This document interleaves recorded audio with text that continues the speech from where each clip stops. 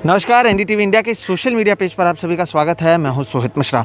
आपको याद होगा कि इससे पहले भी जहां पर मैं मौजूद हूं ये अंबेडकर नगर है, जो मुंबई के बीचों बीच में मौजूद है। इससे पहले भी हम यहां पर आए थे, जो हमने बताया था आपको कि किस तरह से लोग यहां पर जो घरों को आप देखेंगे तो वो प्लास्टिक और लकड़ी से बने ये घर हैं जिसमें ये लोग रहते हैं। 13,000 ऐसे परिवार हैं जो यहाँ पर रहते हैं। 2019 की घटना है, ये भी हमने आपको बताया था कि किस तरह से 2019 में यहाँ पर एक दीवार हुआ करती थी जो जंगल और इसे अलग करती थी संजय गांधी नेशनल पार्क से, लेकिन वो दीवार ढह गई, उसका एक हिस्सा ढह गया। 32 लोगों की मौत हो गई थी भारी बारिश में। तब कहा गया था कि लोगों को यहाँ से हटाया जाएगा। 100 उन घरों की बात की गई थी जो डेंजर जोन में आते हैं, जो रेड जोन में आते हैं, लेकिन अब तक हुआ नहीं कुछ। ये बात हम वापस क्यों कर रहे हैं? हमने 2 बार इसकी जिक्र इससे पहले किया है। एक बार जब आपको पूरा मामला बताया था, दूसरी बार तब जब कोंकण और दूसरी जगह पर बाढ़ आई थी, तब भी हम यहाँ पर आए थे बताने कि किस तरह के हालात यहाँ पर भी हैं और यहाँ पर भी किस तरह से लोगों को हटाने की ज़रूरत है। आज हम आपको यहाँ पर बताने आए हैं सिस्टम के बारे में। बीच में सिस्टम इस शब्द का काफ़ी इस्तेमाल होता था।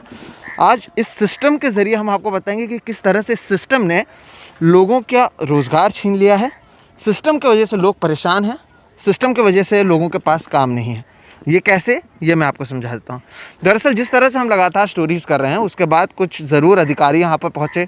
उन्होंने कहा कि आप लोगों को घर दिया जाएगा, हम सर्वे करने आएंगे। लेकिन सर्वे के लिए कभी एक दिन कहते थे तो 2-4 दिन के बाद आते थे, आज आएंगे, कल आएंगे, आज आएंगे, कल आएंगे। और ये करते हुए कई लोग काम पर नहीं जाते थे, क्योंकि नेता या अधिकारी आने वाले हैं घर पर। ना वो आते थे, ना ये काम पर जाते थे, जिसकी वजह से इनको काम से निकाला गया। तो आज इनके बारे में आपको बताएंगे। ये भी बताएंगे कि किस तरह के हालात हैं।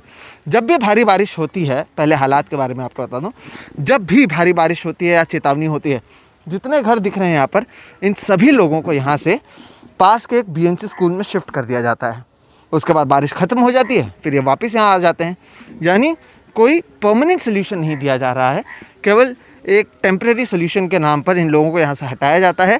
2-4 दिन वो यहाँ पर रहते हैं, क्योंकि जब तेज़ बारिश आती है तब आपको लगेगा कि यहाँ से कोई नदी बह रही है, क्योंकि पीछे जंगल है और ये ढलान है, तो इसका ये असर होता है। 2019 में जब 32 लोग मरे थे, तब ज़रूर कहा गया था कि चीज़ें की जाएंगी। नेता आए थे, ऐलान कर गए थे।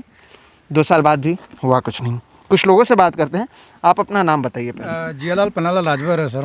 हाँ। मैं सर 2019 से जब हम यहाँ से पीड़ित लोग हैं हम लोग, हाँ। जब हमको सरकार बोले कि मतलब यहाँ से 82 घरों को शिफ्ट किया गया और हमें आश्वासन दिया गया है कि तुम लोग को भी मतलब 2-3 महीने में हमको तुम लोग को शिफ्ट किया जाएगा। तो सर हम लोग उसी के सहारे मतलब बैठे थे कि हम लोग को आज सरकार देगी, कल देगी, करते करते धीरे धीरे 2 साल हो गया। और काम क्या करते थे? सर मैं करता था, फैक्ट्री में काम करता था। लेकिन फैक्ट्री में करने से क्या होता है, अभी यहाँ पे जब मतलब हम लोग जब से 2 महीने से हम लोग यहाँ से परेशान, 2-3 महीना हो गया परेशान है हम लोग को बोला जाता है कि कोई अधिकारी आएगा, यहाँ पे चेकअप होएगा, ये करते करते तो हम लोग सेठ लोग को बोलते हैं, लेकिन सेठ लोग हमारी बातें मानते नहीं है। तो बोलते इससे अच्छा तुम लोग अपना देख लो करके, हमारा काम नुकसान हो रहा है। तो हम लोग को काम धंधे से निकाल दिया गया। तो हम लोग घर पे बैठे हैं। क्या काम करते थे आप? कंपनी में मतलब ये हेल्पर का काम करता था। हेल्पर का काम? हाँ सर। तो अब कितने महीने से आप घर पर बैठे? सर 3 महीना हो गया कम से कम। 3 महीना हो गया। 3 महीना ही क्यों? क्योंकि क्या तभी से ये सब सारी चीज़ें शुरू हुई? क्या हो? नहीं सर, इसके पहले से भी कोरोना काल चल रहा है। काम ही नहीं मिल रही थी। बड़ी मुश्किल से तो हम लोग को काम धंधा मिला हुआ है। तो काम धंधा मिला भी हुआ है, लेकिन अभी टेम्परेरी कर रहे थे। टेम्परेरी से क्या हो गया, अभी ये रूम के चक्कर में हम लोग 2-3 महीने से परेशान है और हमारा परिवार मतलब पूरा परेशान हो गया है। ठीक है, ऐसा है। ठीक है। आपका नाम बताइए और आप क्या काम करते थे? वली शमशुद्दीन शेख है। मैं पेंटिंग का काम करता हूँ। ये 2-3 महीने से जो परेशानी आ रही है, बहुत परेशानी आ रही है। काम धंधा हमारा छूट गया है। हम घर पे बैठे कि हमारे पास खाने के लिए बहुत परेशानी हो रही है। ये लोग बोलते हैं आज आ रहे, कल आ रहे, चेकिंग हो रहा है, ये हो रहा है, रिपोर्ट बन रहा है। रिपोर्ट बनाने में हम लोग एमएलए के पास जाते हैं, वो भी यही बोल रहे हैं, फ़ोन पे बात कराते हैं, फिर बोलते हैं कि काम चालू है, तुम लोग टेंशन मत लो। हम लोग टेंशन इसलिए ले रहे हैं कि हमारा भी हादसा ना हो जाए। या तो घर दो या तो जहर दे दो हमको कि हम मर जाएं, कि इससे अच्छा घर ही नहीं चाहिए हमको। ठीक है। तो आपने सुना लोग क्या कह रहे हैं? उनका कहना है या तो घर दो या तो जहर दो। दरअसल 55 दिनों से यहाँ पर लोगों का प्रदर्शन भी चल रहा है। जब नीचे से हम आए हैं, वहाँ पर लोग 55 दिन से प्रदर्शन कर रहे हैं, लेकिन कोई नेता यहाँ पर नहीं पहुँचता है। वो इसलिए क्योंकि ये गरीब हैं। शायद चुनाव के समय ज़रूर कुछ लोग पहुंच जाएं, क्योंकि चुनाव के समय वोटों की ज़रूरत होती है। उसके अलावा यहाँ पर कोई नहीं पहुंचता। शायद ये ट्विटर पर नहीं है, सोशल मीडिया पर ट्वीट नहीं करते हैं, तो शायद इसलिए जो शहर, मुंबई जैसे शहर जिसे कहा जाता है, जो देश का सबसे आर्थिक कैपिटल है, वहाँ पर हालात किस तरह से आप देखिए। आर्थिक राजधानी कहा जाता है देश भर का, वहाँ पर लोग बेरोज़गार हो रहे हैं। ऐसा नहीं है कि इनके पास काम नहीं था, काम था, सिस्टम की वजह से काम छूट गया, घर पर बैठी हैं। मैम आपका नाम बता दीजिएगा, आप क्या करते थे? नमस्ते, मी सुप्रिया संतोष गोरेगावकर. मी घरकाम करते इथे संतोष नगरमध्ये. आता हे 2 वर्ष कोरोनामुळे आमची कामं बंद होती, घरात आम्हाला कोण घेत नव्हतं, त्याच्यामुळे आमची कामं ही बंद होती. पण आता हे 4 महिन्यापासून आमची कामं चालू झालेली घरकामाची करून. पण हे आमच्या घराची पण धावपळ, कारण हा पावसाचा मुद्दा असल्याकारणाने सगळं पाणी आमच्या घरात येतं. मग आम्ही लोक मॅडम लोकांना सांगायचो की आमच्या घरात पाणी येतंय, असं होतंय, त्याच्यामुळे आम्ही कामावर येऊ शकत नाही. असं करून हे 1-2 दिवस आमचे जातच होते, म्हणजे सुट्ट्या पाहिजेत, हे पाहिजेत. आता हा मेन घराचा मुद्दा आल्या कारण मोठे मोठे अधिकारी जे आहेत ते बोलायचे की आम्ही चेकिंगला येतोय. चेकिंगला यायचं म्हटल्यानंतर आमचे जे वरिष्ठ आहेत माणसं ते आम्हाला सांगायचे की उद्या चेकिंग होणार आहे, म्हणून आम्ही तेव्हा पण सुट्ट्या घेऊन घरी बसायचो का ते यायचं. सुट्ट्या घेऊन सुद्धा अधिकारी काय आमच्याकडे यायचे नाहीत चेकिंगला वगैरे करून. ही जी कारणं आहेत ती त्या लोकांना सुद्धा खोटी वाटायला लागली, कारण सरकार एवढा वेळ म्हणजे एवढा टाईम घेत नाही कोणाला सुद्धा पुनर्वसन करण्यासाठी. मग ही जी गोष्ट आहे त्यांना आम्ही सांगितलेली, पण ती लोक विश्वास करत नाहीत की सरकार एवढा हलगर्जीपणा करत नाही. पण हा हलगर्जीपणा होतोय आमच्याबरोबर, आम्ही त्या लोकांना कसं साबित करायचं हे आम्हाला माहीत नाही. मग कधी काढलं तुम्हाला कामातून?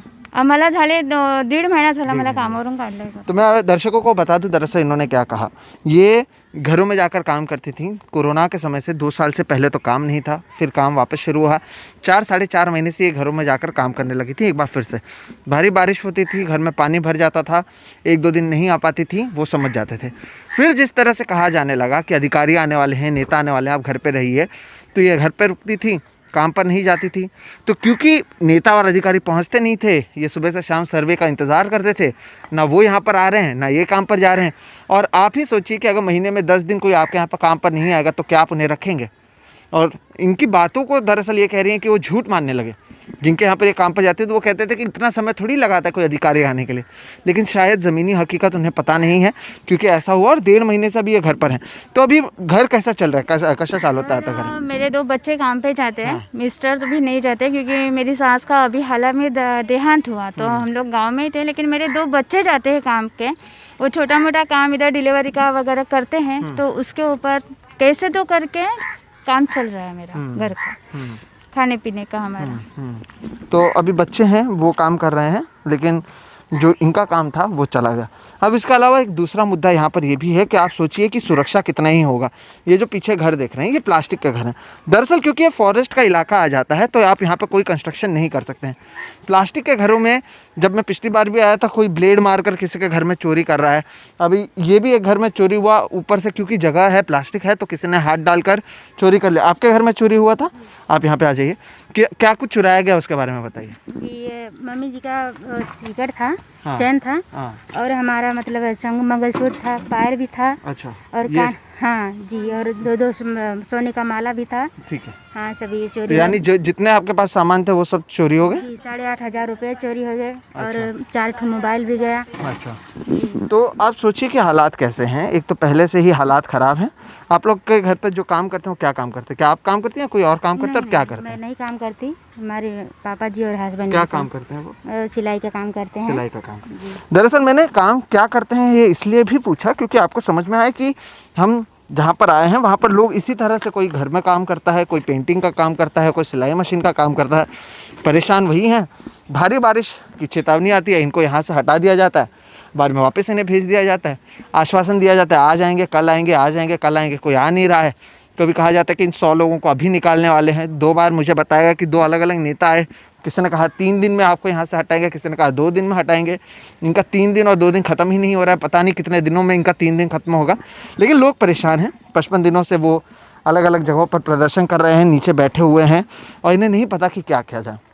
हम यही कह रहे हैं कि ये सिस्टम, जिस सिस्टम से इन्हें न्याय मिलना चाहिए था, उस सिस्टम ने इन्हें ऐसे ही अकेले छोड़ दिया है। पहले से परेशान तो थे, सिस्टम की वजह से बेरोज़गार भी हो गए हैं, घर कई लोग नहीं चला पा रहे हैं, किसी की जमा पूंजी चोरी हो गई है और कोई पूछने वाला नहीं है। दरअसल ऐसे 13,000 घर हैं, उसमें से 100 घर ऐसे हैं जो रेड जोन में आते हैं, जिन पर खतरा अब भी बरकरार है। शायद हादसा होने के बाद ही क्या नेता सुनेंगे, ये हमारा सवाल है। तीसरी बार हम यहाँ पर पहुँचे हैं अगर हम पहुंच सकते हैं तो उम्मीद करते हैं कि यहाँ के जो नेता और अधिकारी होंगे उनका भी काम होता होगा यहाँ पर आना। वो कब आते हैं पता नहीं, लेकिन हम हमारी तरफ से ज़रूर ये सवाल उठा रहे हैं कि आखिर ये लोग करें क्या और इनके लिए ज़िम्मेदार कौन है।